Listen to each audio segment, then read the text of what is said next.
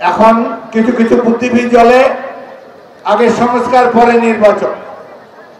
যেই সংস্কারে তারা কথা বলে, দুষ্ট লোকে বলে এই সংস্কারের প্রধান উদ্দেশ্য হলো নির্বাচনের জন্য সময় ক্ষেপণ, নির্বাচন পূর্ববর্তী সময়কে দীর্ঘায়িত করা, এবং তারা ছাত্রদেরকে দিয়ে যে একটা নতুন দল গঠন করছে, এই দলকে সংগঠিত হওয়ার জন্য যথেষ্ট সময় দেওয়ার জন্য এই তথাকথিত সংস্কারের প্রস্তাব সমূহ জনসমক্ষে উপস্থাপন করা হয়েছে।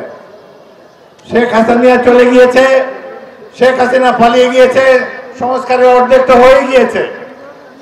বাকি যেসব সংস্কার নির্বাচনে করা প্রয়োজন সেগুলো 2-3 মাসের মধ্যেই করা যায়।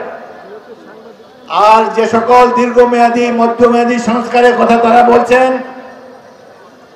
এই সব সংস্কার করার প্রকৃত অধিকার রয়েছে নির্বাচিত গণপ্রতিনিধিদের।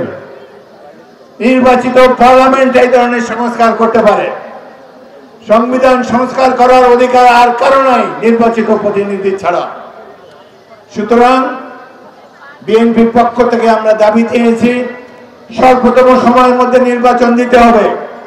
যে সমস্ত সংস্কারের কথা আকাশে বাতাসে বেড়ে বেড়াচ্ছে, বুদ্ধিজীবীরা ছড়িয়ে দিচ্ছেন, ছাত্রদের মুখ দিয়ে বলাচ্ছেন, সেই সব সংস্কার নির্বাচিত গণপ্রতিনিধিরা করবে।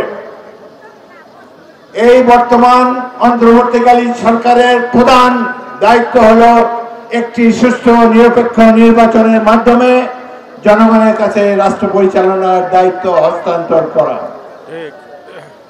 এই ক্ষেত্রে কোনো ধরনের আলসেমি দিলে এই দেশের জনগণ সহ্য করবে না।